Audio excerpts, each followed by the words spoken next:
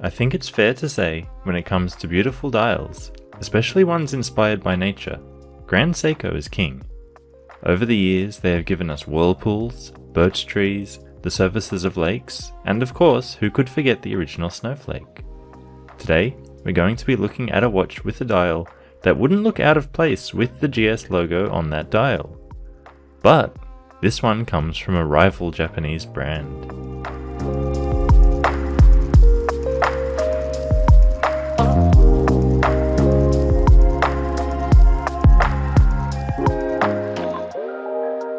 Welcome to Addicted to Watches.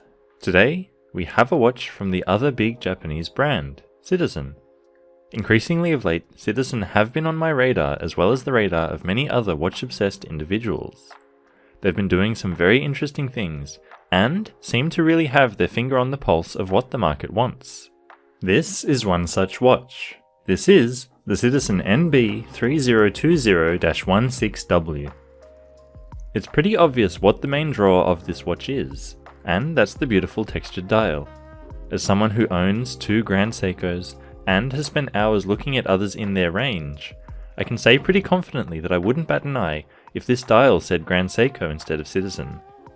This watch comes from their collection of watches with dials made using silver leaf and lacquer, and the result is absolutely mesmerizing. It should be pretty unsurprising at this point that this watch has been reserved for the domestic Japanese market, and can be a bit harder to find outside of the land of the rising sun. You might have seen the pop-up at the beginning of the video. This video has been sponsored by Bai. If you've watched some of my earlier videos, you might know that I used to live in Japan. While I was there, I had access to the Japanese market for both new and second-hand watches. That includes local shops, but also online platforms like Rakuten, Yahoo Auctions, and Mercari. Having left Japan now, buying watches like this one is a bit trickier since they don't ship internationally. That's where the sponsor of this video, Bai, comes in. Bai covered the cost of this watch and made this video possible, so big thank you to them. By now you've probably heard of Bai, but if you haven't, they're a proxy buying service that lets you shop on a range of Japanese websites like those I mentioned, as if you're living in Japan. Your item will be sent to their warehouse in Japan, and then Bai ships them to you. Aside from getting access to JDM models like this one, with Bai you can shop second-hand in Japan to save even more. In my experience, the second-hand condition of items in Japan is very good overall, as Japanese people can often be quite harsh in their assessments of what good or excellent condition is. The watch I have here is second-hand, but arrived to me in basically new condition. My recommendations would be Yahoo Auctions and Mercari for second-hand watch hunting. You can find a link to Bai in the description of the video below, as well as details of a 10% coupon for your first order when you sign up. Thanks again to Bai for sponsoring this video. Buying this watch from a retail shop in Japan will set you back 132,000 Japanese yen. At the current, albeit very favourable exchange rate, that comes in at 834 US or 1,263 Australian dollars. That's a decent chunk of change, and could get you a lot of other watch from another brand like Hamilton, Seiko, or even an upmarket micro brand. These can be had for less than that if you shop around though, and I found it here for just over 90,000 yen. I was pretty lucky with this one and scored it for just over half of the official retail price, which I think was a pretty good deal. In addition to this model, Citizen also offer a white dial version, as well as a slightly smaller, more simple model with that same white dial, or a striking blue one. Those have a retail price of a similar 126,500 yen, but can be had a bit cheaper, closer to 80,000 yen. I think I've made you wait long enough. Let's zoom in and check out this stunning dial. The mix of greens, blues, reds, and purples on this dial give it a look that is very unique to this watch. This effect is made by applying silver leaf, as well as a mix of different pigments, which create the variation in colour and texture. That is then covered by a layer of lacquer, which results in a slightly glossy surface. It's pretty clear Citizen were taking aim at Seiko's upper range of the Presage line with these watches, and I think it does more than enough to distinguish itself. Above the pinion, we can see the Citizen logo proudly applied, and they should be proud of this dial. Beneath that is simply the word automatic printed in white. The watch is definitely more on the dressy side of things, and the dial furniture falls right in line with that. There is no lume on the hands or indices, though they are all applied. Moving around the dial, the indices alternate between rectangular batons and Roman numerals. Though they are all applied, it does seem that the rectangular batons on the odds are a bit taller and feature a mix of finishes with brushed tops and polished bevels, whereas the Romans are just polished and relatively flat in comparison. Some of these have been shortened a little to make way for the complications on the dial, and there are a few. At 3 we have a date, fairly standard, but it does have an applied frame around it. The date wheel is white, and I don't really have an issue with that, as it's balanced by some of the other white printing across the dial at 9. Before we get there though, at 6 we have a subdial, which acts as a 24-hour indicator.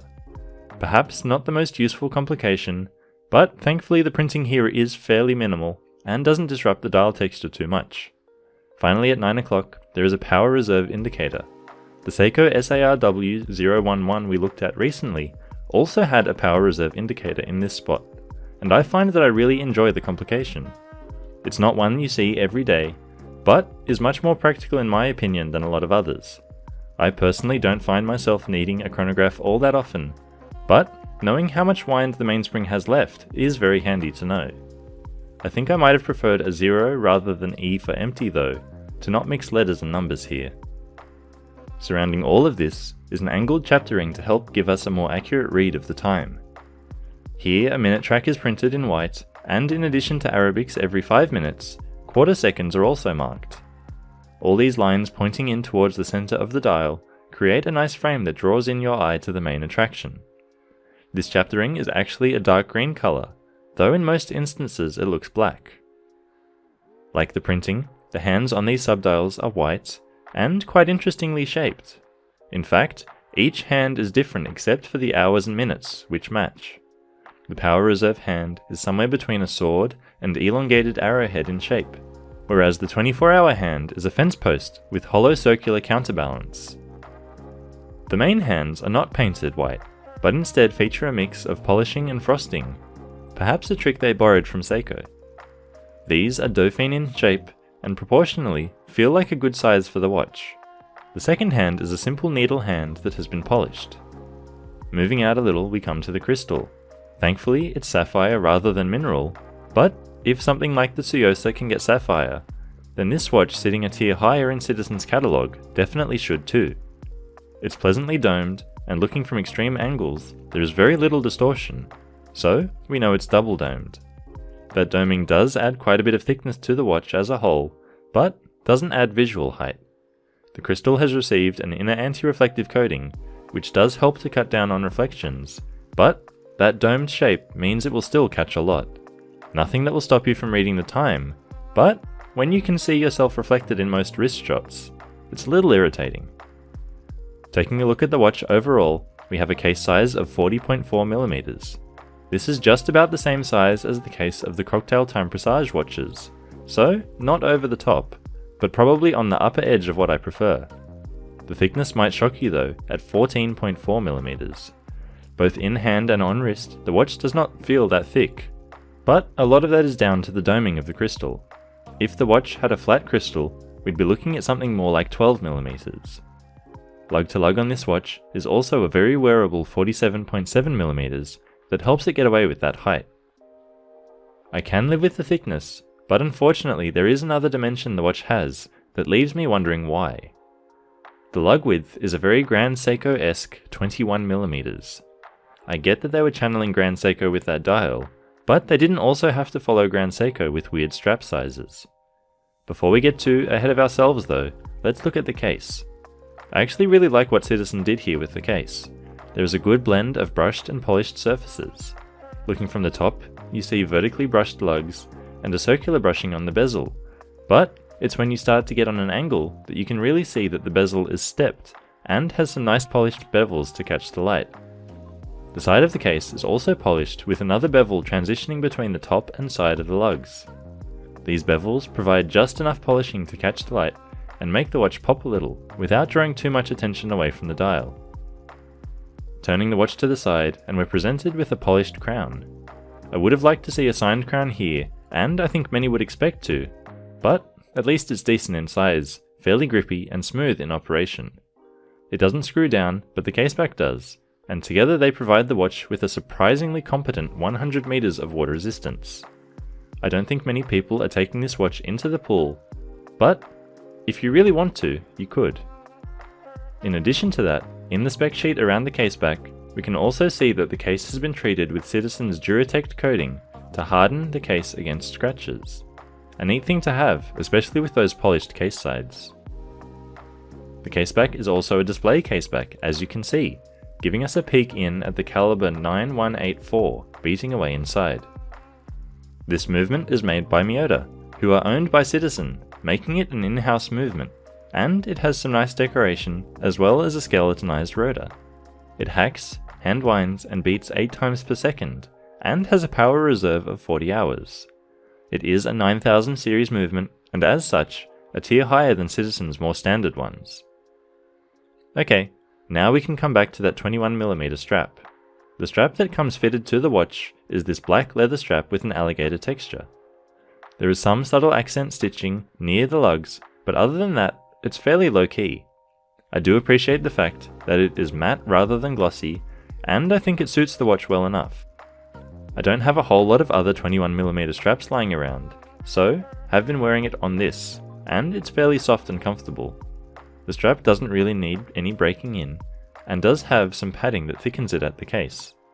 By the time it gets to the clasp, it tapers down to a comfortable 17.5mm. The clasp is a double deployant that actually has a bit of perlage decoration on the inside. The Citizen logo has been etched here on the outer shell of the clasp. An interesting thing is that the strap actually only has one keeper. I find with deployant clasps like this, the fixed keeper at the end of the strap can be difficult to thread without feeling like I'm stretching it and putting it under unnecessary stress, reducing the longevity of it. With just one like this, that's not an issue, and the clasp holds it in tightly anyway. Having heard all about the watch, let's get it on wrist and see how it wears. Unsurprisingly, it wears very nicely on my 7-inch wrist. The case size is just about on the upper limit of what I prefer for a dressy kind of watch, but the short lugs and the amount they turn down mean that it sits well. The watch is pretty much all dial, so it does have some solid presence, but when the dial looks this nice, I don't really mind that. We do get a fair few reflections on the crystal, and as I turn my wrist, but with the naked eye, that anti-reflective coating on the crystal makes it so that the hands are always visible, even under direct lights like this. Like I mentioned before, the height of the watch is a bit surprising, and it doesn't feel it, since a decent amount of that comes from the crystal. You can see it from an extreme angle, but in most cases it's not noticeable. Now, a great dial is an important part of any watch, but it's not something that can carry a watch on its own. This one does have some flaws, which I've touched on as we've been going. Personally, I'm not a fan of the Roman numerals. They don't really do anything for the watch to dress it up in my opinion, and actually look a bit cheap compared to the other baton markers. They are thinner and don't feature any mixed finishing. The batons, on the other hand, are beveled, brushed, polished, and overall taller, giving the dial more depth. I also don't understand the choice to go with different shaped hands for the power reserve and 24-hour indicator. Each on its own is okay, but I would have preferred to see them matching. The hollow circle counterbalance on the 24-hour subdial looks a little out of place with everything else, so I think a matching arrowhead hand would have been better here. Another complaint you can probably see coming is the 21mm lug width. While the strap that comes with it is serviceable, I would prefer something a bit plainer, without any texture. So, I'll probably be tracking down a replacement 21mm strap. If the lug width was 20mm, I wouldn't have to do that because, like most of you, I already have a bunch of 20mm straps. The final thing I'll talk about here is price. Yes, I got mine for a good price, but if you look at what Citizen think you should be paying for one of these, I don't know if the watch offers enough value to justify itself when there are so many other options at that price. That said, if you shop around or go second-hand like I did, the prices are more reasonable, and it's a much more compelling proposition. None of these complaints are the end of the world though when it comes to this watch, and I find myself staring at the watch without even checking the time, because I get lost in that silver leaf and lacquer dial. It's got a fair bit going on with its complications, But I don't think the dial is too busy, and everything has room to breathe. It's a watch I'm really enjoying wearing, with a dial that honestly looks like it could have come from Grand Seiko. Those minor complaints I have are more than worth compromising for, in my opinion. Thanks again to Bai for sponsoring this video. If you're interested in checking out some second-hand watches from Japan, make sure you click the link in the description. What do you think about this watch? Am I wrong to compare that texture to something from Grand Seiko? Do you prefer the simple 3-hand silver leaf watches from Citizen instead? Have you found a bargain second-hand watch from Japan? Let me know in the comments, and I'll see you next time.